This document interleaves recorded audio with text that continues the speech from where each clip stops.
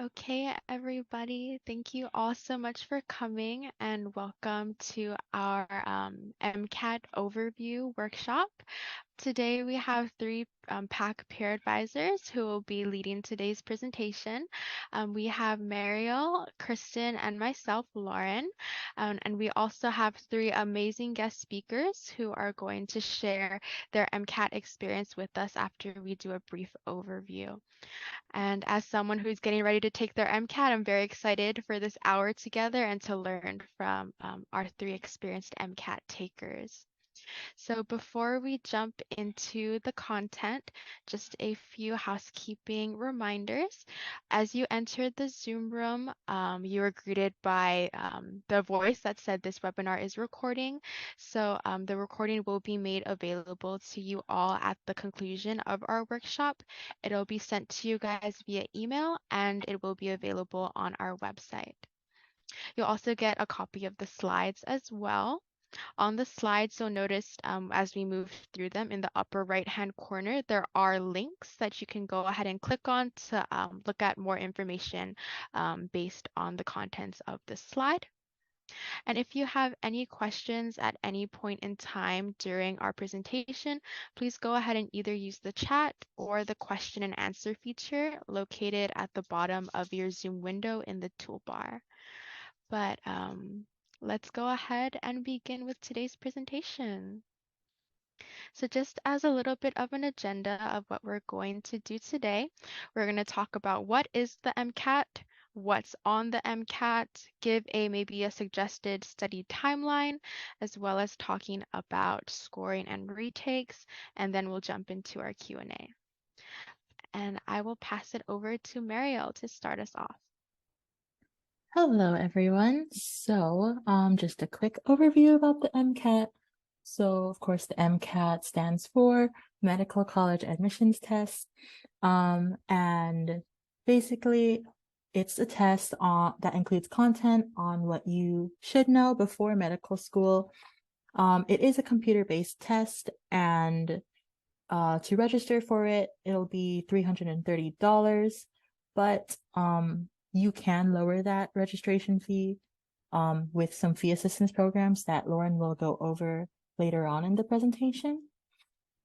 And the MCAT is held from January and then March to September. But in order to register for it, registration opens up in October for test dates in January to May, and then February for test dates in June to September. For that, please keep in mind that you should register as soon as possible, as soon as it opens, actually. Just because there is only one testing center here in Hawaii, and seats go by really fast. Sometimes we have Hawaii residents who have to fly to the mainland, and just because they didn't get a seat for the MCAT. And so it's better to just register as soon as it opens so that you don't have to pay out of pocket for your flight to the mainland. And now I'll hand it back to Lauren for the content of the MCAT. Okay, thank you. So this is an example of one of the links that we have in the upper right-hand corner. So the MCAT, there are 4 different sections, all with pretty long names, but don't let that scare you. We're going to go through each one of them together and talk a bit more about a few preparatory classes that you can take as you go through your undergraduate or as you complete these medical school prerequisites. So to kick off the test, our first section is the chemical and physical foundations of biological systems. You'll have most of the content will be from general chemistry, physics, and biochemistry, with a little bit of organic chemistry and biology sprinkled on in there.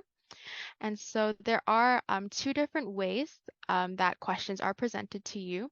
In this passage, you will have 59 questions, and you have 95 minutes to answer them. And so passages or questions will be tied to passages.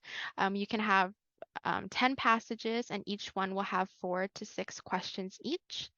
And then there will also be standalone questions or discrete questions, and there will be a total of 15 of them. And then on the right-hand side in the table, we do have a few courses that would be great to take to prepare. And after you're done with this section, there is a 10-minute break for you to prepare for the next one. Section number 2 is the critical analysis and reasoning skills, also known as CARS. And so this section is a little bit different than the other 3. So instead of 59 questions, you will have 53, and you will only have 90 minutes to answer them. So 5 less minutes than the previous section. And what makes this section unique is that there are no discrete questions. All questions will be tied to a passage, and you will have 9 passages total. So there are 3 types of questions that you will commonly see throughout this section.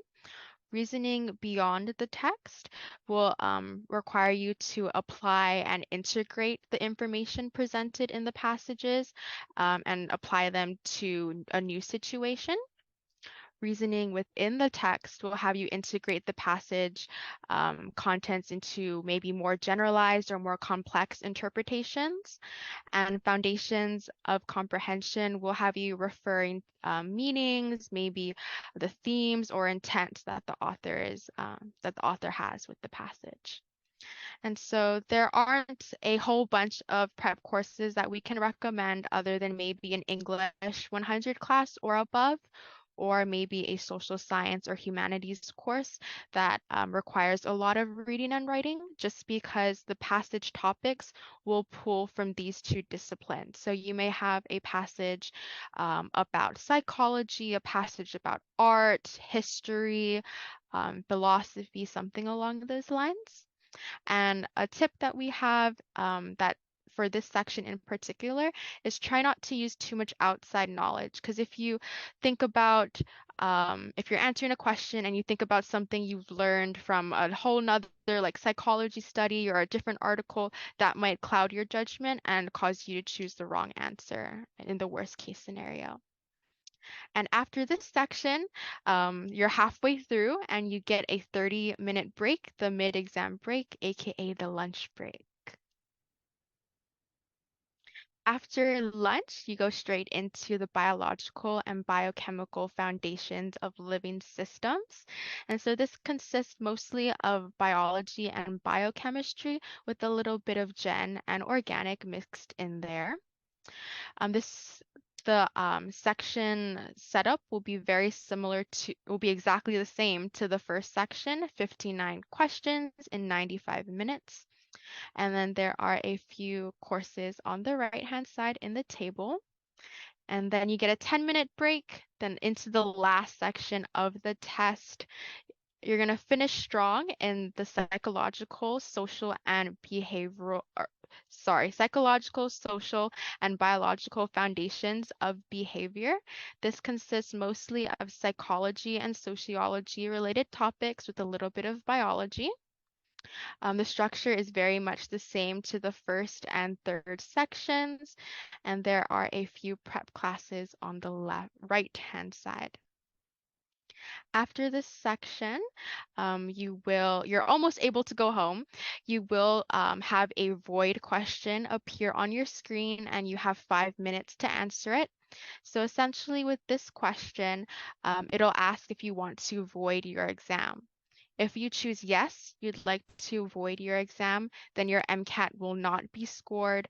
The schools they will get notified that you've taken a test, but they won't get the scores. And it will count towards your lifetime takes of the MCAT, as Mario will talk about later. And say if no, you choose not to void your test, then your MCAT will be scored and it will be sent to the schools. And so there's also an optional survey portion just to ask about your MCAT experience, but schools will not see what you choose to say in this section. And this should be another 5 minutes. So we in the past few slides, there were a few classes that appeared, but this is just a little summary of them here. We strongly recommend taking all of these courses, if not majority of these courses, by the time you're getting ready to take your MCAT, just because there are huge differences between those who have taken these classes and those who have not, based on their MCAT performance. So try to get these classes woven into your schedule if possible. And if you guys need assistance with that, then PAC is here to help you. Okay.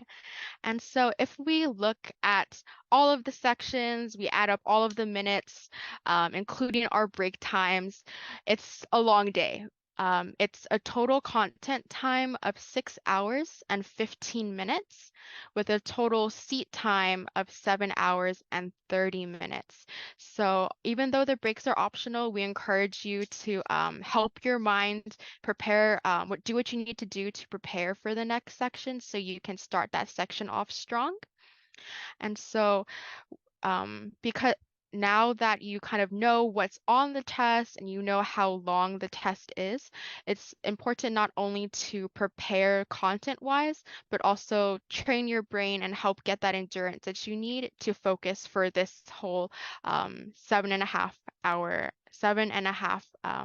long test. And so I'll go ahead and pass it over to Mario to talk a little bit about some study timelines. Okay, so this is our MCAT roadmap that we highly recommend you follow. So usually we recommend that you study for the MCAT 6 to 12 months before you actually take it. And in the next few slides, we're going to be doing a breakdown of this roadmap. But first, we'll take a look at a sample plan on the next slide. Next slide, please. There we go. Yes. Sorry about that. So, if you've ever scheduled an appointment with our office, you'll probably be familiar with this academic plan right here. So let's just say you're entering medical school after you graduate. So you will most likely be taking the MCAT the year prior in the spring. Typically, we recommend that you take it in January of your spring semester. And if you're not satisfied with your score, the latest you can retake the MCAT could be May of that same semester before your applications are due. And so on the next slide, we have the 2023 test dates for your reference. And that's about it. Okay, so next slide, we're gonna start the breakdown. So 12 months before the test, we highly recommend that you start to learn and understand what the MCAT is, learn about its content, the seat time as Lauren went over, and some things you should be able to consider is that when should you take the MCAT, as I talked about earlier, and what other obligations do you have that could affect when exactly you're going to take the MCAT, and also how you're going to study for the MCAT and when you're going to study. Just be sure that you're gonna prepare for that exam as soon as possible. So 10 to 12 months before the test, you should establish your baseline knowledge by taking a diagnostic test. And this can be any diagnostic test that is that's provided by commercial test prep companies, maybe Kaplan, Princeton, Next Step. But once you take this diagnostic test, just don't be discouraged by your score. It's not expected that you know everything at this point. And after you take the test, go over it, know what your strengths and weaknesses are. And then 6 to 10 months before the test, organize your course notes, as Lauren went over the recommended courses. By this time, you should have taken most of those courses. So just organize your notes, maybe use Quizlet to refresh yourself, anything that can help you, and fill in any gaps with test prep material. And then 6 months before, you can test your studying. Take a practice test and take note of how you timed yourself and how you focused on the test, because it is a long test, as we went over earlier. And again, know your strengths and weaknesses. Did you improve since your diagnosis test? So is your studying effective? And what can you improve from the test? 3 to 6 months before, just continue studying, continue working on daily practice problems. Maybe you can look at question banks. There's different test prep for that. And just narrow your focus on the sections that you'd like to improve on. 2 months before the test, at this point, you should have most of your studying down. You should know most of what you should know, and put your knowledge to the test. Take a full length practice test under test conditions. No electronics. Take the allotted breaks, and complete it in one sitting. I know that's a lot. 7 hours is a lot. But eat the same snacks that you would as test day. Eating the same thing can help you remember what you studied. And then you can also take the full length tests every week or every other week, depending on your schedule. And again, I can't emphasize this enough. Just know your strengths and weaknesses and review all the topics you missed. And so how should you study for the test? Well, it depends on how you learn and what your schedule is. There are different study methods as shown here, and they all have different pros and cons. So individual study is great because it's flexible to your schedule, and you can go at your own pace. And it's also the most cost-effective method, but it's very easy to get lost in what you're studying, and you may procrastinate more because there's no one else around to hold you responsible. And you'll also have little to no professional assistance. And then there's group study, which is a good way for you to interact with other people and study with them, and also learn from them. But it's also helpful because you may be able to teach something to them, and that just shows how much you've actually learned. But with group studying, it could be a distraction for you, especially if you're studying with your friends. And sometimes you go at the group's pace instead of your own pace. Then there's private tutoring, which is one-on-one, and you do get professional assistance. Your tutor is there for you, and so it's flexible to your schedule and how you want to study. It may be the most expensive method. And another con would be that you may or may not be compatible with your tutor. But finally, the most popular method of studying is the commercial test prep courses. They're also expensive, but there are a variety of options. They're more structured, and it is professional assistance. But some of the options that they do provide are the in-person classes. There's self-paced test prep and online classes, but the in-person and online options are less flexible to your schedule. And that's basically it. I will now hand it back to Lauren. Okay, thank you. And thank you for our very first question in our Q&A tool. We'll go ahead and type an answer to that in just a little bit. So thank you. A little bit more about financial assistance. I know we had touched upon this a few different points throughout our presentation thus far. So the first one would be the AAMC Fee Assistance Program. And so, excuse me. So if you're below a certain threshold in annual income, you may be able to qualify for this fee assistance program. It reduces the cost of the MCAT from $330 to $135. You also get the official test prep bundle, priced at about $286. And so this is actually made, the AAMC is what they create the tests for the MCAT, the questions, the sections, and everything. So this would be a really great resource to use compared to third-party companies. You also have access to the MSAR, which is the medical school admissions requirements. It's a huge database of all of the different schools and what they require of applicants.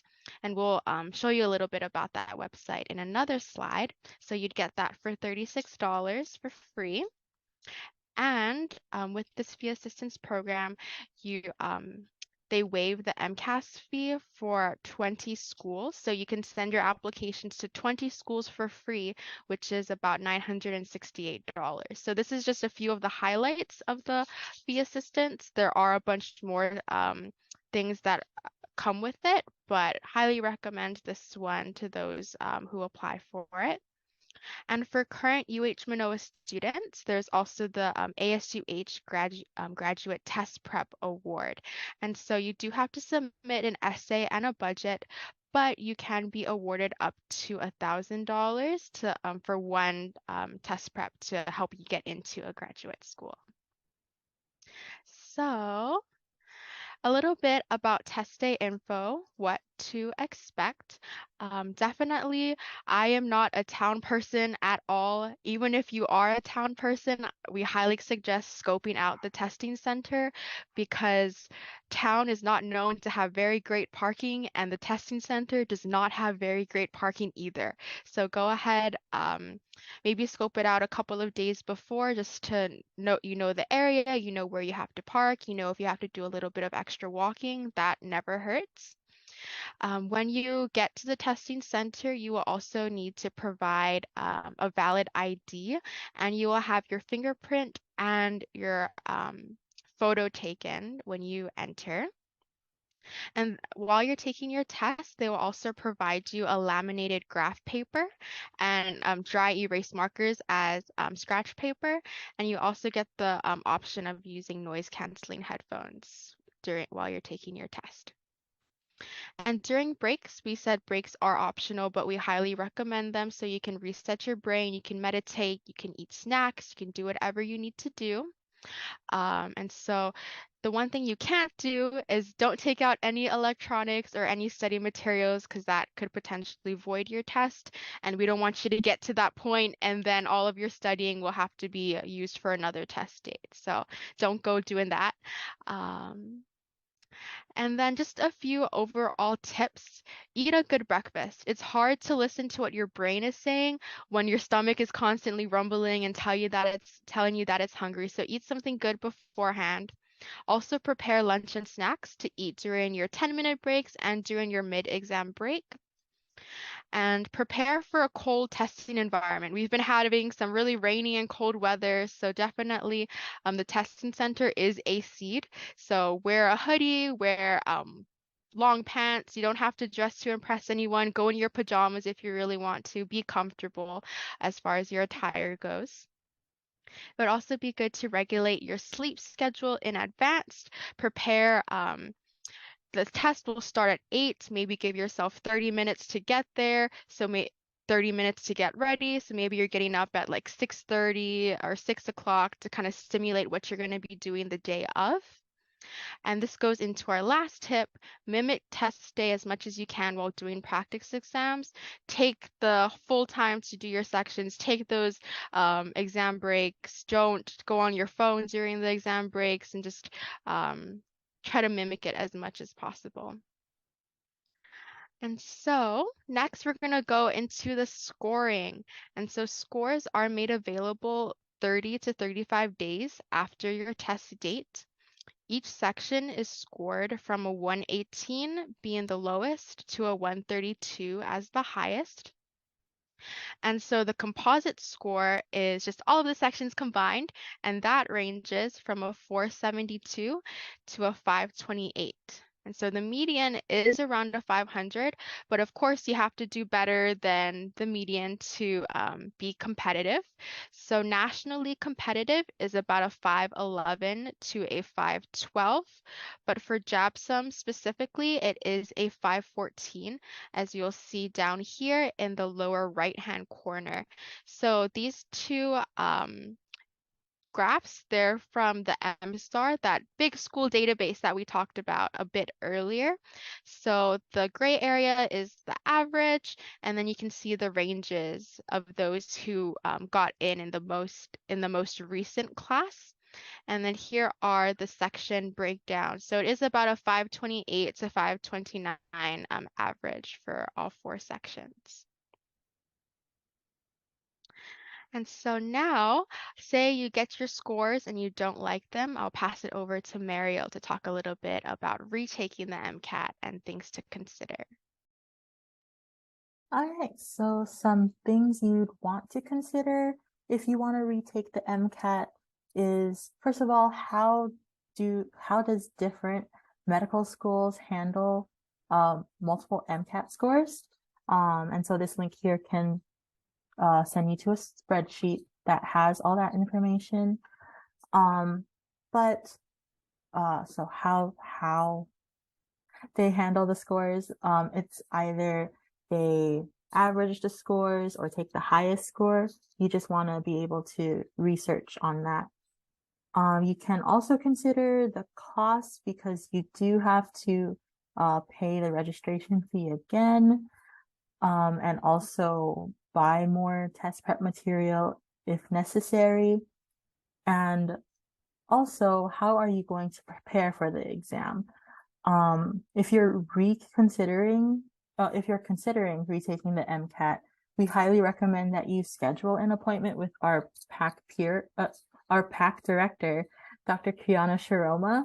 And this is because we want to make sure that you are successful with retaking your exam.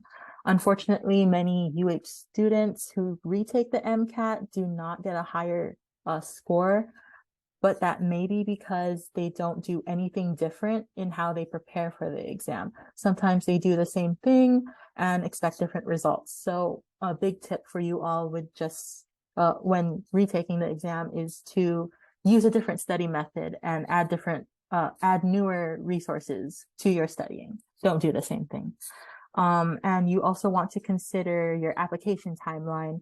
When do you need your scores to be sent in? And finally, you should also consider your personal circumstances and what commitments may interfere with you retaking the exam.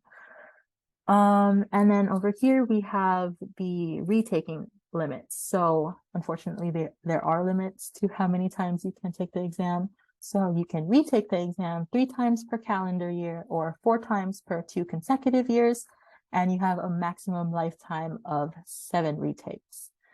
And just keep in mind that medical schools can see all of your exam scores. And below here, we have the retesting data from AAMC. Fortunately, people do have a tendency to earn higher scores, but just keep in mind to study differently, you know. Sometimes, for those who scored 472 to 517, they earn a median of 2 to 3 points. And then there's a median gain of 0 for those who earned 518 to 528.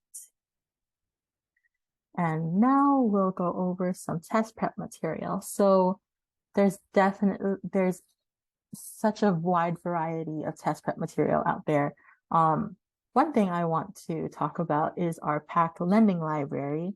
It's absolutely free. You can borrow any test prep material that we have there for 2 weeks, up to 60 days. And yeah, stop by Sinclair if you'd like to check it out. There's also our MCAT Overview webpage on our website. If you scroll down all the way, we should have a big list of test prep materials and links there. And some links that I want to highlight from that webpage. There's the AAMC sample tests that can be helpful for your studying. There's also Khan Academy's MCAT collection, and that one's absolutely free. I know we all use Khan Academy. It's a super helpful resource. You can also check the public library for any test prep material that they may have. And then finally, there's your commercial test prep companies. Kaplan, Princeton Review, others. Sorry. I know there's like a whole bunch of them. And over here we have some discount codes and assistance programs that we'd like to highlight. There's something from Blueprint. The Hawaii Pre-Health Career Corps offers a discount on Princeton study materials. And then there's also Kaplan's fee assistance program, and then Princeton Review itself offers this discount code right here. And so that concludes the presentation part of the workshop. So we will now be taking Q&A from everyone with our panelists who have volunteered their time today to share their MCAT experience. So we have Anna, Kelly, and Emily. So to start us off on the Q&A, can each of you introduce yourselves and talk a little bit about your MCAT journey? Maybe how long did you study for it and what methods did you use to study?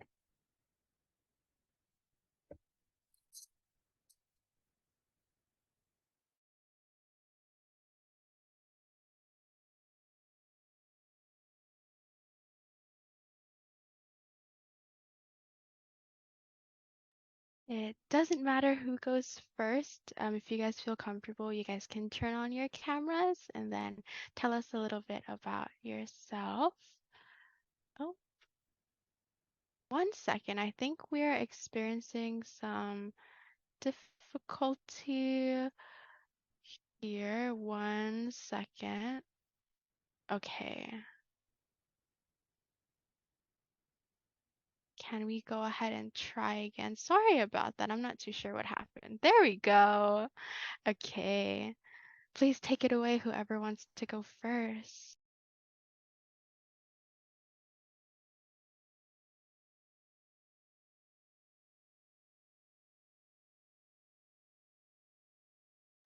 Still muted. Oh no. Okay, can you try that? Okay, can you try that now, please? I think all three of us were trying to fix the unmuting thing, so we're all undoing what we were doing. So there we go. Glad we can hear your voices. So I'll start first. So hi everyone, my name is Anna. And so I took the MCAT twice. So for the first one, I kind of rushed it. So I only studied for like a couple months, like 3 months, which wasn't that good. So the next time I took it, I studied for like about a year. And so I guess my strategy or like the sources I use was the Kaplan books. I really like using the Kaplan books to study. And for practice, I really like using the AMC, the study banks, and then the question materials. I also used Next Step full length exam. So that one you have to, I wasn't sure. I think that time when I bought it, it was on sale. So it was like $100 for like 6 full length. So I really like that. And then it was really helpful for me because for Next Step, the questions they ask is like a little bit similar to the one that AAMC asked, and it's a little harder and more complex. So once you get to the real exam, it's like it feels a little bit easier, like mentally it feels easier. And oh, definitely take all the breaks. Yeah, definitely take all the breaks.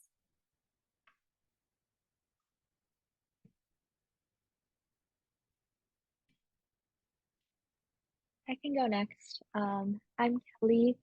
I It's been quite a while since I've taken the MCAT, but I took it one time.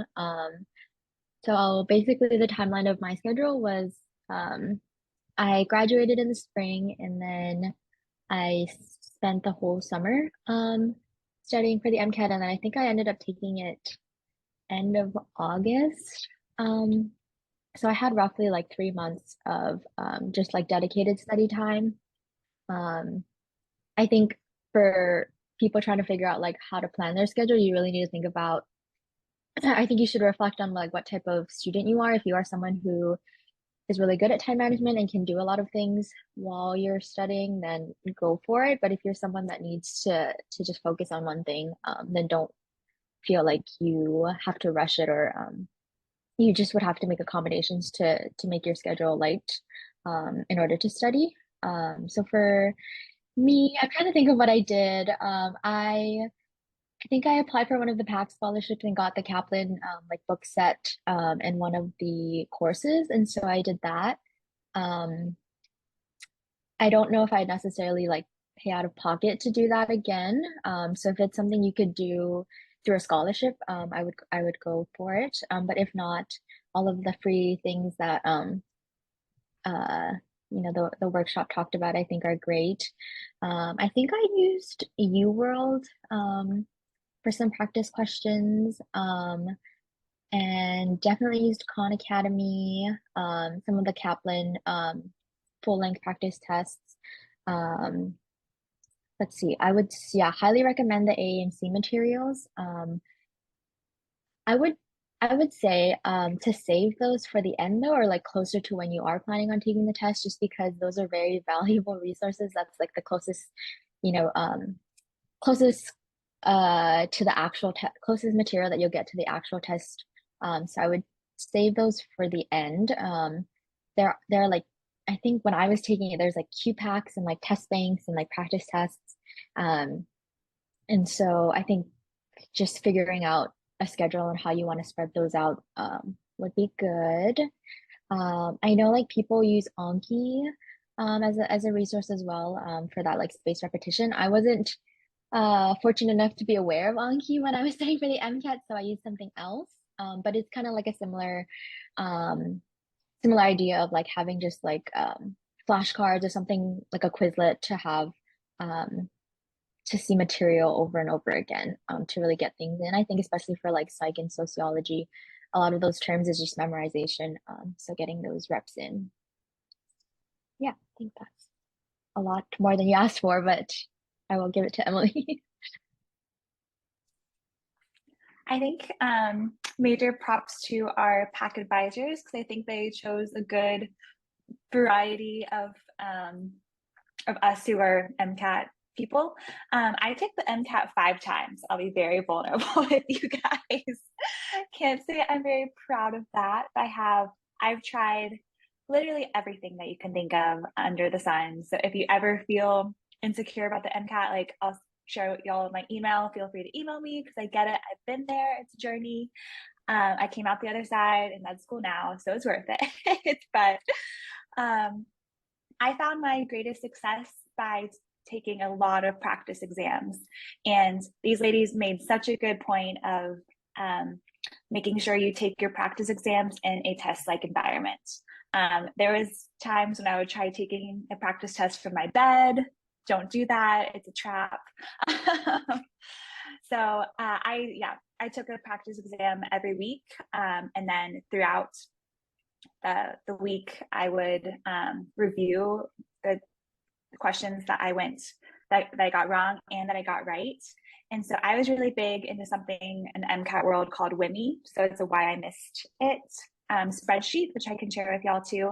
And it literally goes through every single question that I took on the MCAT. And it's, I say why I got it right, why I got it wrong, like any little nuggets of information that I need to know. If it's like a content issue, if it's did I not understand the question? Was I going too quickly?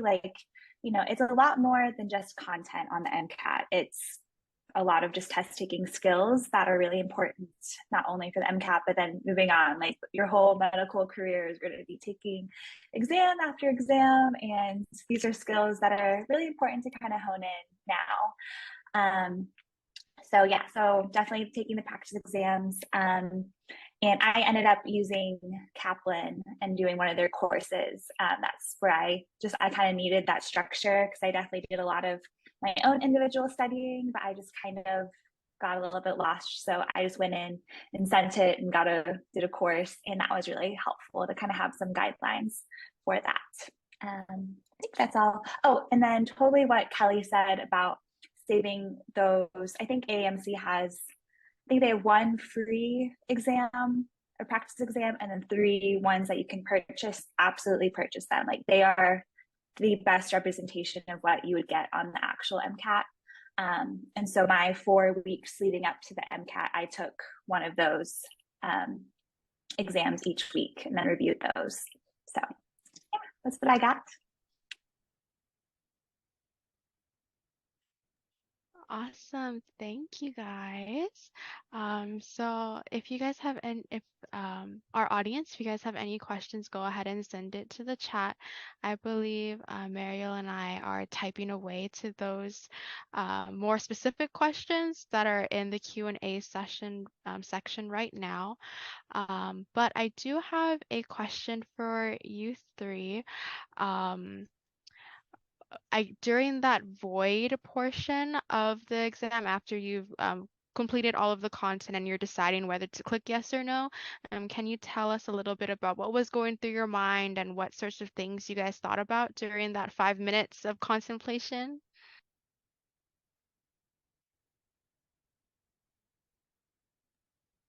I can chat first. I wish I would have avoided some of that.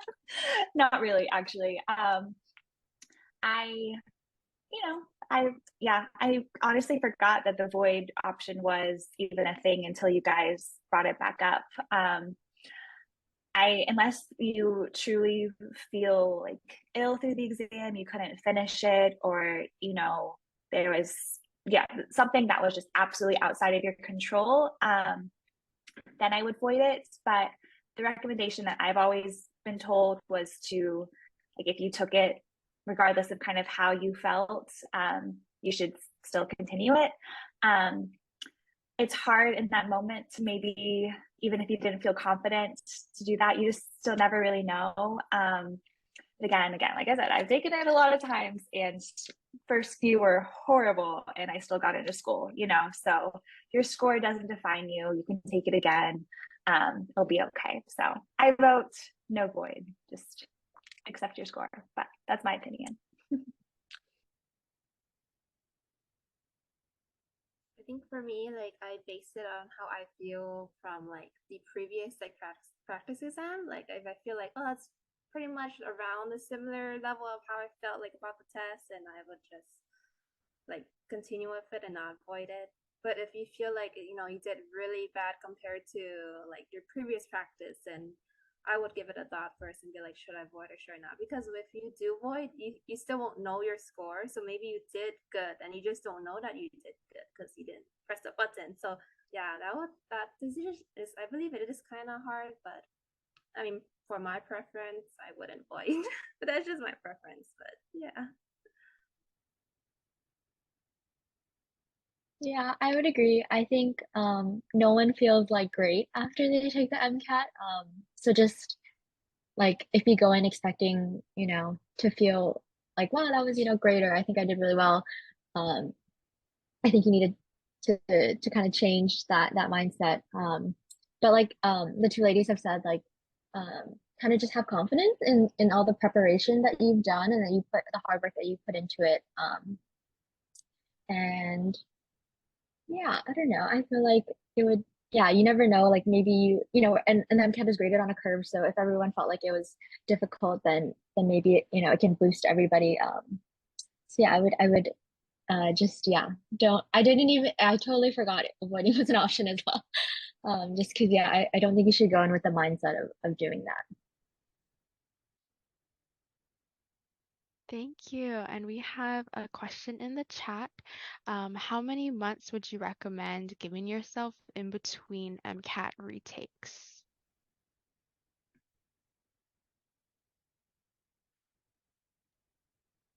That is a really good question. I think it's really dependent on a lot of things on your score, kind of how, like, have a realistic conversation with yourself of how your prep went. Because a lot of, if it's content, you might need to take a few more months. I would say you probably need 3 months in order to like really do a good content review. So I would say if you're under 500, you should probably take more time and go over your content again. However, if you are above 500 and you are kind of, trying to get your points, to increase maybe by like 2 or 3 or kind of a smaller jump, and it's more of a kind of skills thing. So you just need to take a lot more practice tests. I'd say probably 6 weeks, you could probably take another MCAT again. I did that turnaround and had a good result from kind of that 6 weeks. I also wasn't in school during this time too. It was in a gap year, so that does kind of have a consideration. If you don't have that flexibility in your schedule, you might need to take a little bit longer in between if you need more time to study. I hope that helps.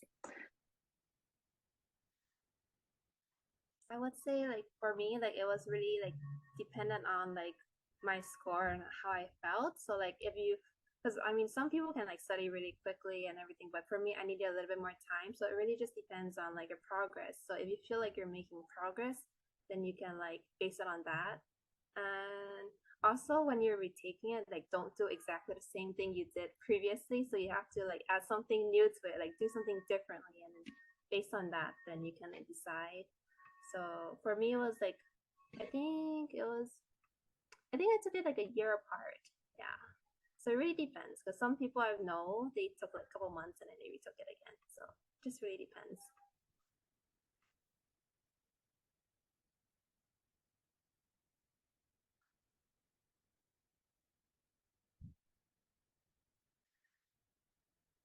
We've had some really great questions so far, so keep on sending them in as you guys think of them. In the meantime, I did have another question.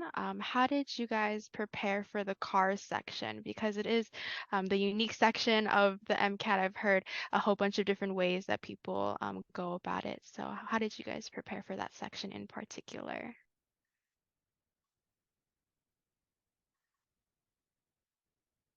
Okay, so for the car section, well, for that one, it was my weakest section. So I've also like asked a lot of people and like other students like what they did for that. And so the results I got was that I think one person used something called like exam crackers. It was like a practice book. It's like this thick and it has like a lot of like practice material.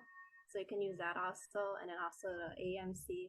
I think back then when I took it, they didn't have like the cars question pack. I think now they have something like that, like cars question pack. So you definitely can use that. And I've heard some people use like UWorld. And then I have another friend who like, what did he do? He just study like he read like newspaper, like those like articles, like journals. So like New York Times and those like that. And yeah, he like read all of those. And he's especially have to time the reading too. So because the MCAT is a time test, so you have to time yourself so you know like your pace.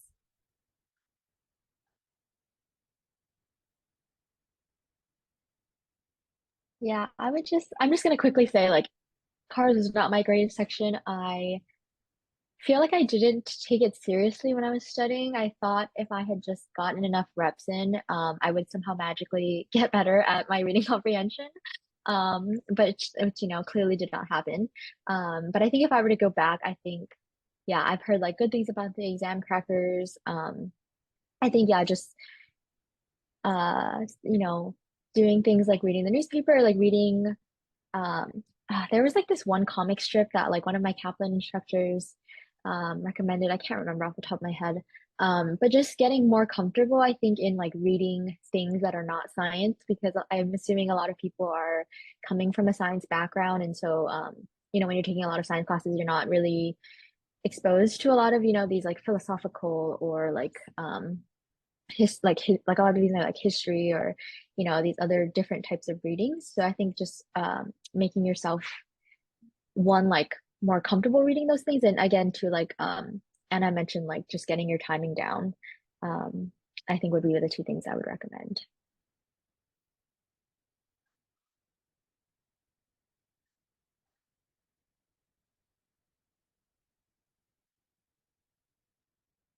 Okay, we have 8 more minutes, so go ahead and think of or type in any last minute questions that you might have. I think a good question to ask would be if you could, I know a few of you guys had mentioned this in some of your answers already, but if you could go back and change something that you've done, what are a couple of things that you would have changed about how you prepared for the MCAT?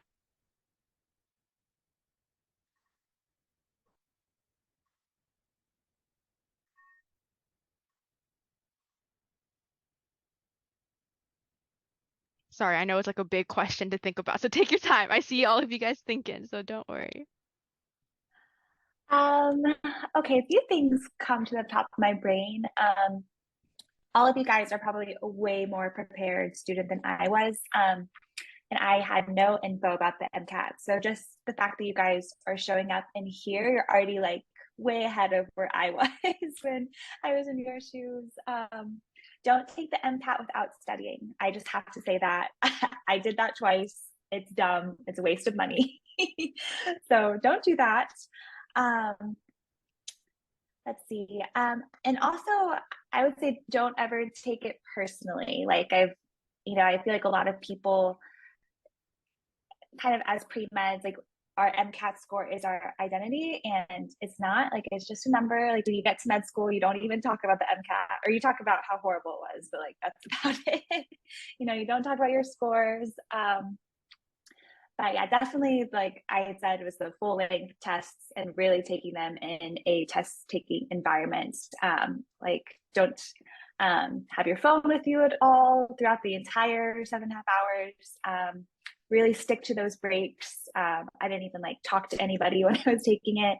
And I really set a routine. So, most exams are on Saturdays. I think that's still a thing.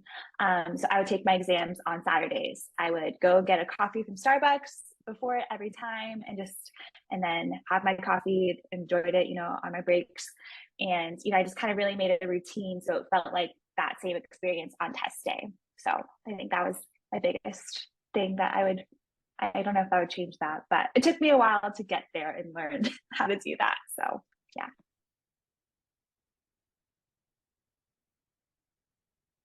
So I think for me, what I do differently is that the first time I took it, I didn't really like take it seriously. So I mean, I would be kind of studying, but I'll also be like binge watching shows for like a whole month, which is kind of bad.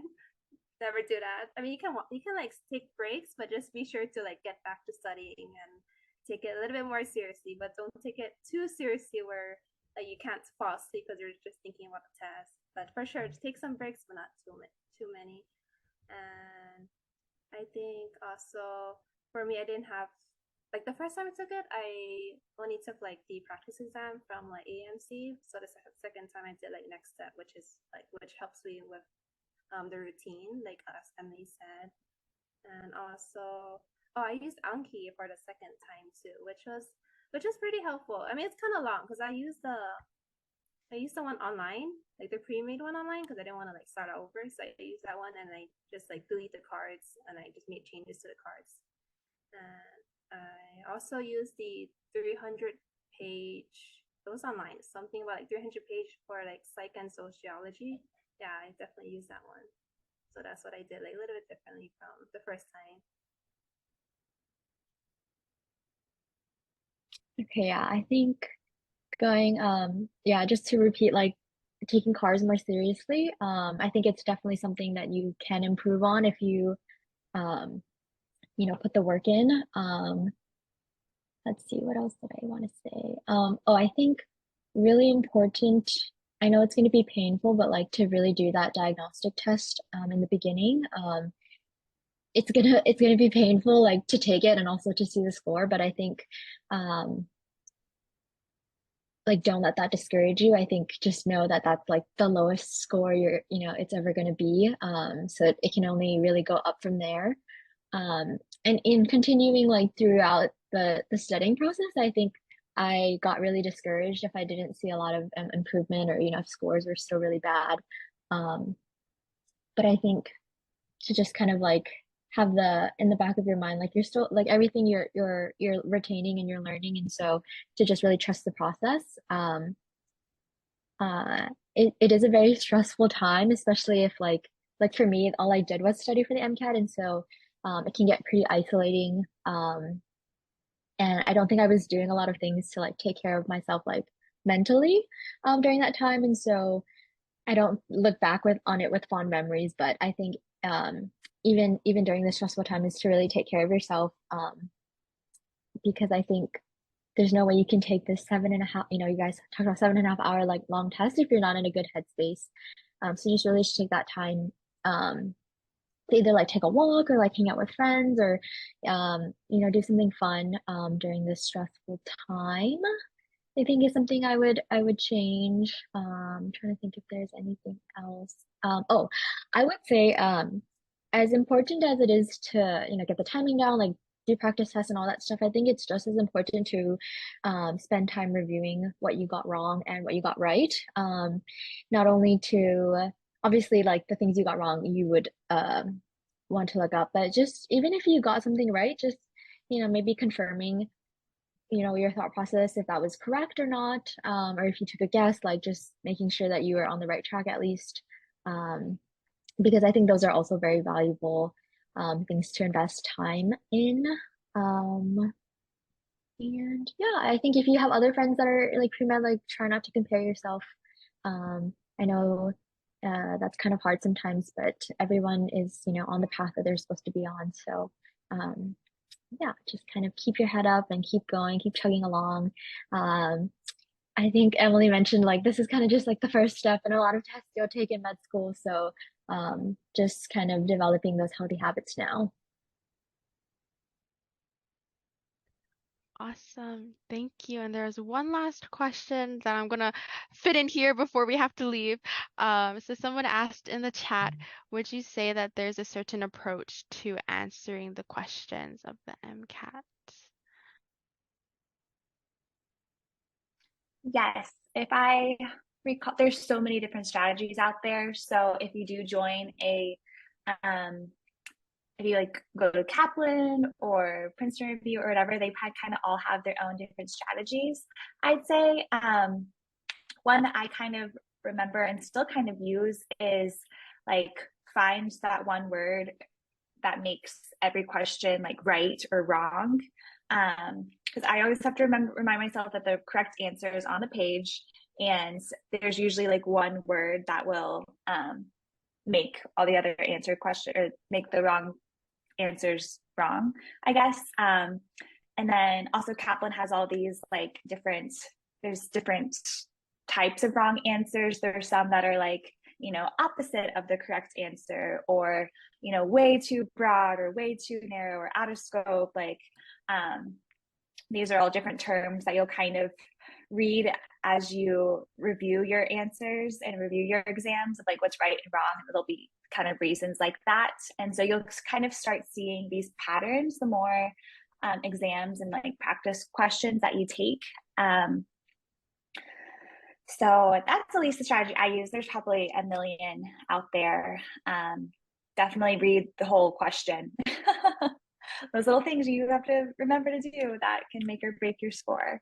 So I hope that's helpful.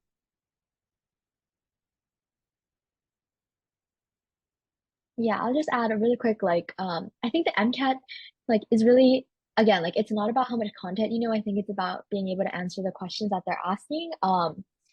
My experience is like a lot of times the answer choices you have, all of them could be right or technically right, but if it's not answering the question that like is specifically being asked, like if I don't know, like all of them are the right answers, but like only one is like the right mechanism for what they're hinting at or the right thing that they're talking about, then that's how they like catch you. Like if your brain automatically just goes like, oh, I know that is true. I think you have to think a little bit more deeply into why is that true, or like why is this correct?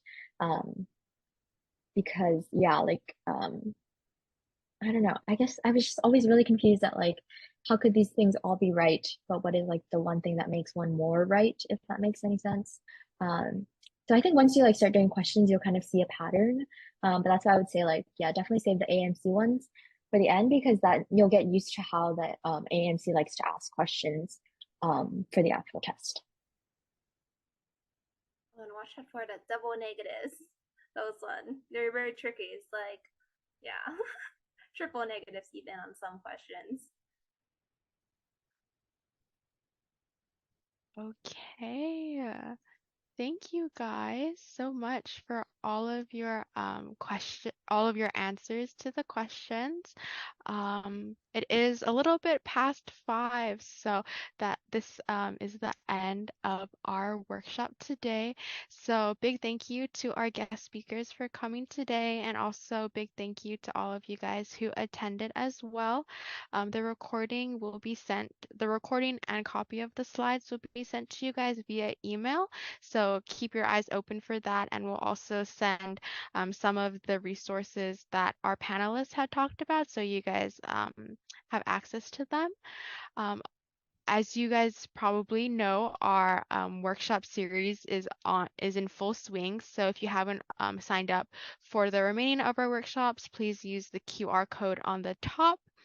And also, please go ahead and fill out our evaluation form, because we want to know what types of workshops and webinars you want so we can improve for next semester. But other than that, thank you guys all so much for coming, and we hope you guys have a great rest of your day. Thank you. Good luck, everyone. You guys will do great. Bye.